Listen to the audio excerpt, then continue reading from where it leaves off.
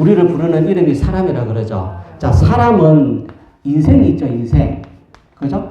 인생이 있는데 출생의 단계잖아요, 출생. 그죠? 사람의 인생은 크게 세 가지가 있는데 출생의 단계가 있고, 자, 그 다음에는 뭐예요? 우리가 성장하는 단계 있잖아요, 성장. 성장하고 열매 맺고.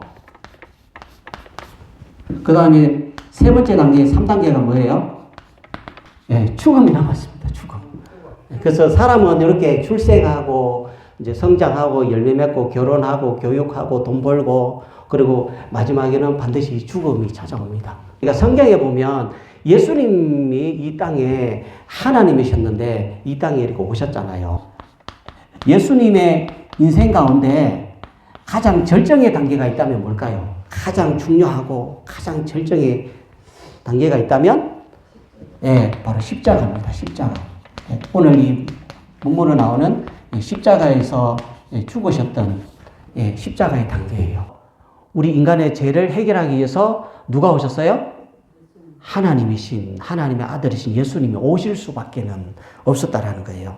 그래서 예수님께서 나의 죄를 위해서, 인류의 죄를 위해서 십자가에 달려 돌아가실 때 마지막 순간에 7마디 십자가 위에서 7마디 말씀을 하셨어요. 그래서 그것을 한자로 가상, 칠언이다. 이제 그렇게 말을 이제 합니다. 십자가 위에서 제일 첫 번째로 예수님께서 말씀하셨는데 제일 첫 번째로 하신 말씀이 나를 자기를 욕하고 채찍으로 때리고 조롱하고 십자가에 못 박은 저들을 용서해 달라고 하늘에 계신 아버지께 그렇게 기도를 하셨다는 거예요. 그러니까 하나님의 아들 예수를 십자가에 못 박는 사람들은 지금 그들이 자신들이 무슨 짓을 하고 있는지 도무지 알지 못했습니다. 그러니까 예수가 하나님의 아들인 줄도 모르고 죽이는 엄청난 그런 죄를 저지르고 있다라는 거예요. 그래서 우리 인간이 악하면 얼마나 악해질 수 있을까요? 죄의 색깔이 있다면 무슨 색일까요? 죄. 우리가 짓는 죄의 색깔. 성경적으로 하면 죄의 색깔은 붉은색입니다. 왜냐하면 죄를 지으면 반드시 그 죄 지은 사람에 대한 대가, 죽음이 따르기 때문에 그래요. 그래서 구약시대에 내 죄 대신에 누가 죽어야 했어요? 구약시대는 가축들, 동물들을 죽여야만 해요. 그래서 사람이 가진 피는 무슨 색깔이에요? 그리고 짐승들이 가진 색깔의 피는 붉은색이에요. 그래서 죄의 색깔은 이제 붉은색이다. 이제 구약 시대에 죄를 지으면 자기 짐승을 끌고 와서 대신 죽이게 하는 그런 안전장치를 내가 용서받는 장치를 주셨는데 사람들이 자꾸 그럼에도 하나님을 멀리하고 떠나고 우상 숭배하고 악을 행하고 그렇게 하니까 하나님이 도저히 안 되겠어서 하늘에 계셨던 그 아들, 하나님의 아들이 이 땅에 이렇게 내려오셨잖아요. 그리고 내려오셔가지고 예수님께서 대신 자기의 피를 쏟으시고 우리를 용서해 주셨습니다. 그래서 그 사건을 말미암아 누구든지 그 예수를 믿으면 어떻게 돼요? 제사함 받을 수 있고 구원 받을 수 있는 길이 이제 열렸다라는 거예요. 그래서 우리의 죄가 예수 그리스도를 믿기만 하면 눈보다 희게 된다. 이제 그렇게 말씀합니다. 그래서 그 예수님 때문에 누구든지 예수 앞에 나오면 어떻게 돼요? 제사함 받고 은총을 받고 우리의 모든 죄가 다 사라지고 그리고 영생을 얻을 수 있습니다. 그래서 오늘날 우리가 예수님을 누구로 고백해요? 나의 구주로, 나의 주님으로, 나의 왕으로 그렇게 고백하며 산다라는 거죠. 날마다 우리의 마음을, 우리의 성품을 깨끗하게 또 친절하게 또 정직하게 거룩하게 이렇게 향기롭게 만들어 가야 됩니다. 성경을 13권이나 기록했고 많이 배웠고 그리고 가문도 좋은 사람이었습니다. 세 번째 하늘을 경험했고 지옥도 경험했고 낙원도 경험했던 사도 바울인데 그런 위대한 사도 바울이 뭐라고 고백했습니까? 성경에서 나의 마음으로는 하나님의 법을 따르고 싶은데 근데 육신으로는 자꾸 죄의 법을 내가 따라간다. 그렇게 애끓는 호소를 사도 바울이 그렇게 고백했습니다. 그래서 나는 믿음에 달려갈 길을 떨리고 두려운 마음으로 천국 갈 때까지 하나님 앞에 갈 때까지 달려간다. 사람은 어디가 가장 중요할까요? 마음이 중요해요. 마음에 무슨 생각을 가지고 있고 어떤 마음을 품고냐 따라가지고 이제 환경이 달라지고 생각이 달라지고 말이 달라지고 그렇게 되는 거예요. 삶이 달라지고. 그래서 우리는 가장 중요한 거는 마음이다. 사람에 있어서. 얼굴이 아니에요. 이렇게 머리 이렇게 빠마해가지고 머리 빠마하고 뭐 이렇게 양복 입고 넥타이 매고 구두 좋은 거 신고 이게 아닙니다. 사람에게 가장 근본되고 가장 중요한 거는 마음이에요. 마음. 마음에서 모든 것이 나와요. 마음에서. 그래서 우리는 어떤 사람이 되어야 되냐? 마음이 하나님의 말씀을 따라가는 사람이 되어야 됩니다. 그것을 성경은 좋은 밭에 30배, 60배, 100배 열매를 맺는 사람이라고 말을 하고 좋은 땅에 씨앗을 뿌린 사람이다. 그렇게 말씀합니다. 그게 알곡이다 말씀하는 거예요. 그게 의인이다라고 그렇게 이제 말씀하는 겁니다. 그래서 우리는 이대로 살다가 영원히 살지 못하잖아요. 언젠가는 죽음이 찾아와요. 내가 안 가려고 해도 싫어도 도망가도 그리고 막 내가 이렇게 나를 방문에 집어넣고 그리고 그 방문 바깥에 죽음이 못 오게 열쇠 단단히 잠가 해가지고 또 철문으로 또 해가지고 단단히 잠가 그렇게 해도 그 죽음이 우리를 찾아올 때 열쇠를 열고 철문을 열고 그렇게 찾아옵니까? 문을 열고 찾아와요? 아니요. 예, 그렇게 안 해도 죽음이 찾아와요. 그 어쩔 수 없는 거예요. 그리고 우리가 가진 모든 것 다 내려놓고 가야 돼요. 자식도, 재물도, 걱정도 다 내려놓고 가야 돼요. 그 순간이 오는데 언제 오는지는 누가 알까요? 하나님만이 아시는 거예요. 하나님만. 나는 전혀 알지 못해요. 그러면 우리가 죽음의 순간이 왔을 때 우리가 한 가지 남는 것은 무엇일까요? 예? 자식들이 남을까요? 내 통장에 있는 돈이 남을까요? 건강이 남을까요? 한 가지 남는 거는 예수님 믿은 거. 그밖에 없어요. 예수 믿은 거. 예수님이 이제 그 당시에 십자가에 달리셨을 때 이제 예수님 왼쪽하고 오른쪽에 두 강도가 함께 십자가에 달렸어요. 왜 그러냐면 예수님을 시기로 십자가에 넘겨줬던 바리새인들이나 유대 종교 지도자들이 예수님 왼쪽에 오른쪽에 두 강도를 이렇게 매달게 해서 예수님도 똑같은 사람이다. 그렇게 사람들에게 보이게 하려고 그렇게 했던 거예요. 근데 예수님 십자가에 달리셨을 때 양편에 두 강도가 달렸는데 한편 강도는 그 십자가의 죽음의 순간에서도 예수님을 저주했습니다. 네가 하나님의 아들이라며 그러면 너도 좀 내려오고 나도 좀 이렇게 내려오게 해줘. 이렇게 저주했어요. 그런데 다른 한편 강도는 뭐라고 했습니까? 예수님을 조롱하는 그 강도를 꾸짖었어요. 너와 나는 우리가 이런 행악한 일을 했기 때문에 이렇게 죽는 것은 당연한데 내가 볼 때 이 사람이 하는 일은 옳지 않은 것이 없다. 이 사람은 하나님의 아들이 틀림없다. 그래서 뭐라고 고백했어요? 주 예수여 당신의 나라에 임할 때에 나를 기억해 주십시오. 이 강도가 누가 시켜서 고백한 게 아니죠.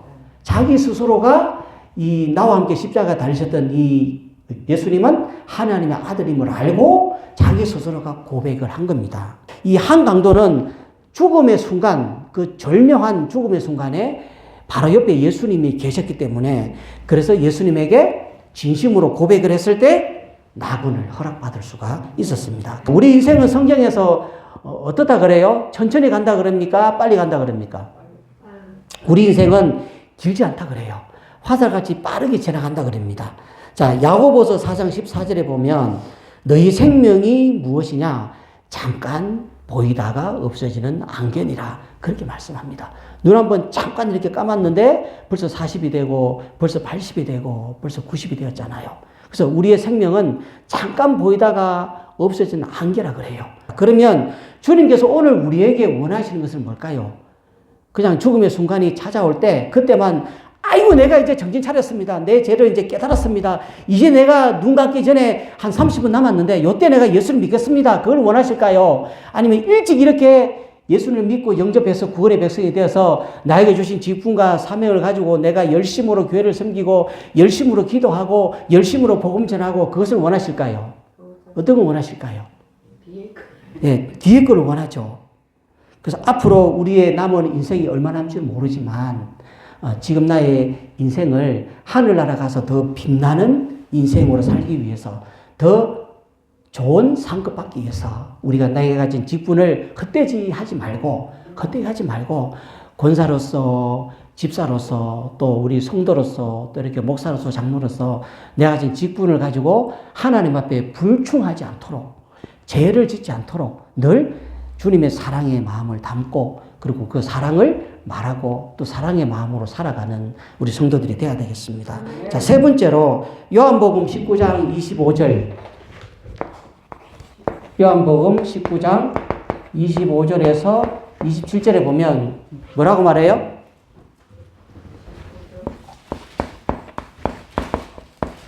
예수님이 십자가에 달리셨을 때 그 십자가 아래에 자기 어머니 마리아하고 다른 막달라 마리아하고 또 다른 그런 여성들이 예수님의 십자가 아래에서 그 십자가에 달리신 예수님을 바라보면서 눈물을 흘리고 그렇게 슬퍼하고 있었습니다. 그래서 그 어머니의 눈물 흘리시는 것을 바라보면서 예수님께서 여자여 어머니 보소서 아들이니다 그렇게 말했습니다. 그럼 무슨 말일까요? 왜 마리아에게 어머니에게 여자여 보소서 아들이니다 그렇게 말했을까요?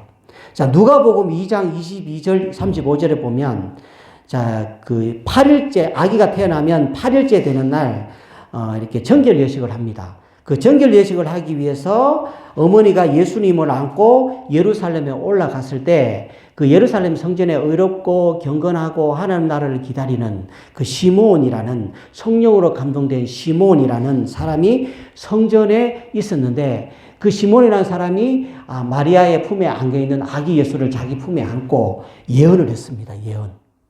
마리아에게 이 아기 때문에 이 예수님 때문에 칼이 네 마음을 찌르듯 한다라고 마리아에게 예언을 해 주었습니다.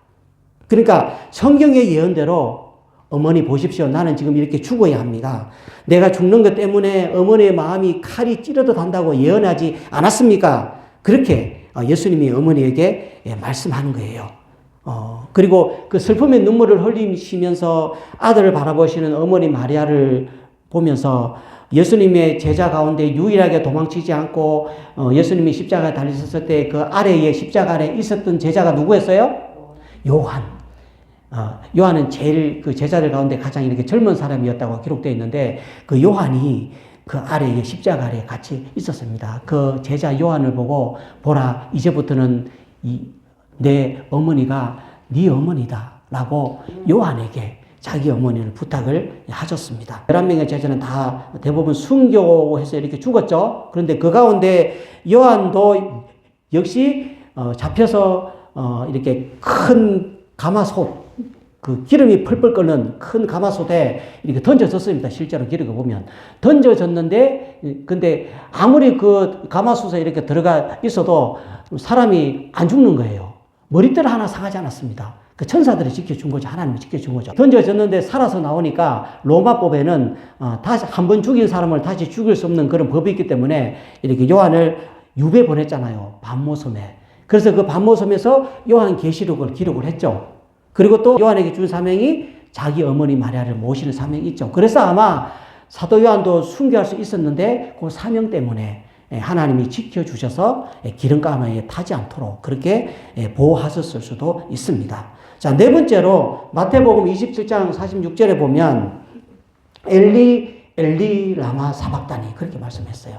나의 하나님 어찌하여 나를 버리셨나이까 그렇게 말씀하셨습니다.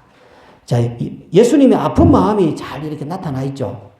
자, 인간의 죄가 얼마나 많았으면은 하나님의 아들이 죽어야만 했을까요? 그러니까 이처럼 죄는 무서운 거라는 거예요. 죄는 절대로 용서할 수 없는 지옥 가는 게 죄라는 겁니다. 자, 십자가 사건은 창조주인 예수님이 피조물인 인간을 구원하려고 죽었던 엄청난 사건이었습니다.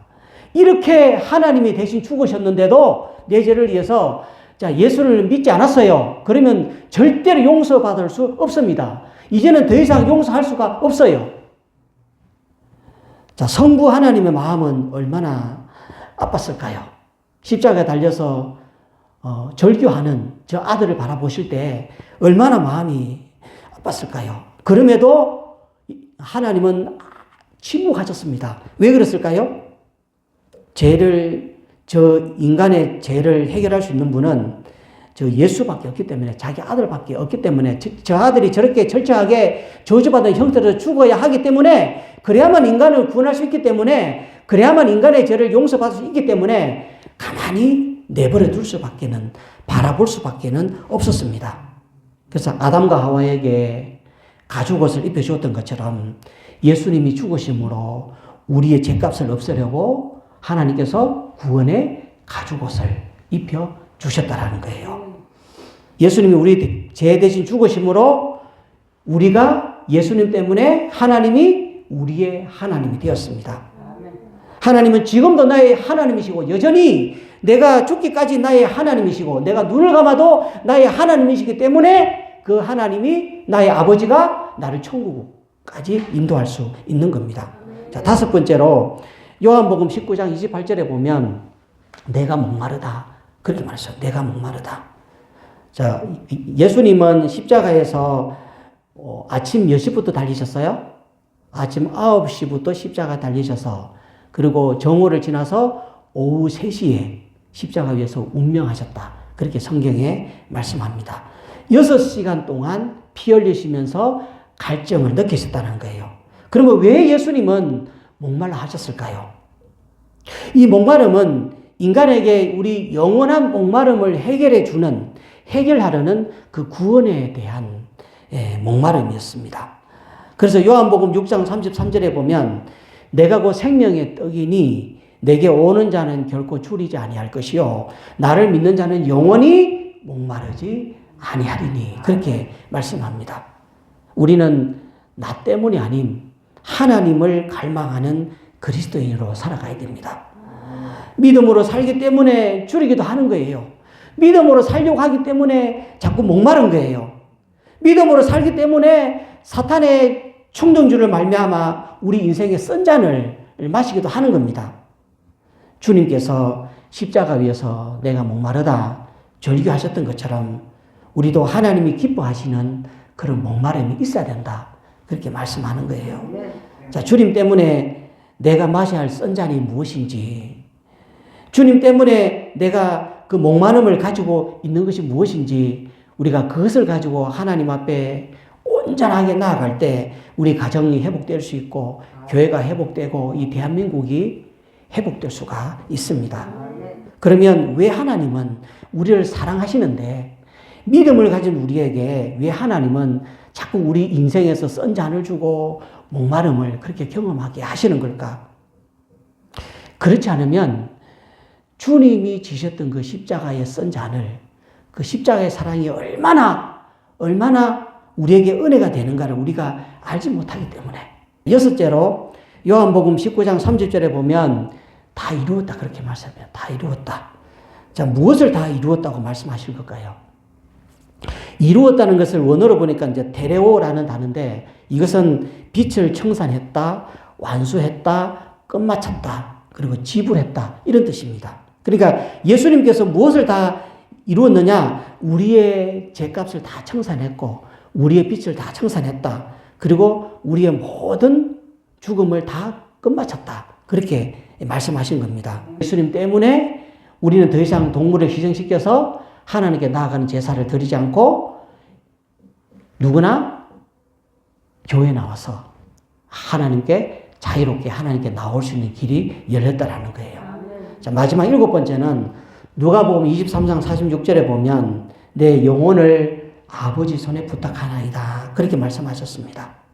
자, 우리의 영혼은 누구에게 가야 돼요? 하나님에게 가야 된다라는 것을 알려주는 거예요. 인간이 다 삶을 마치고 나면 우리의 영혼은 하나님께 가야 된다. 그것을 말씀해 주는 거예요. 그래서 예수님 운명하실 때 하나님을 누구라고 불렀어요? 아버지라고 불렀습니다. 우리가 예수를 믿으면 예수님 때문에 우리도 하나님을 아버지라고 그렇게 부를 수가 있다. 그렇게 말씀하는 거예요. 그래서 사복음서 마태, 마가, 누가, 요한복음 전체에 아버지라고 표현하는 호칭이 144번이나 이렇게 이제 나옵니다. 그리고 세례 받으실 때도 하늘로부터 내 사랑하는 아들이여 내 기뻐하는 자다 하고 하나님 아버지께서 음성을 들려주셨습니다. 자, 내가 나를 보면, 내가 지은 죄를 보면 우리는 절대로 전능하신 하나님을 아버지라고 부를 수 없습니다. 어떻게 부를 수 있습니까? 절대로 우리는 하나님 앞에 나아갈 방법이 없어요. 그런데 예수님이 나의 주님이 되시기 때문에 나의 제 모든 죄악을 용서해 주셨기 때문에 우리가 감히 하나님을 아버지라고 부를 수 있게 되었다는 거예요. 자, 예수님이 십자가 위에서 마지막 말씀하시고 운명하실 때 온 땅에 어둠이 임했다 그래요. 온 땅에 어둠이 임하고 태양이 빛을 내지 않았다. 그렇게 말씀합니다. 예수님의 죽음 앞에 태양도 슬퍼하며 빛을 잃었다. 그렇게 말씀해요.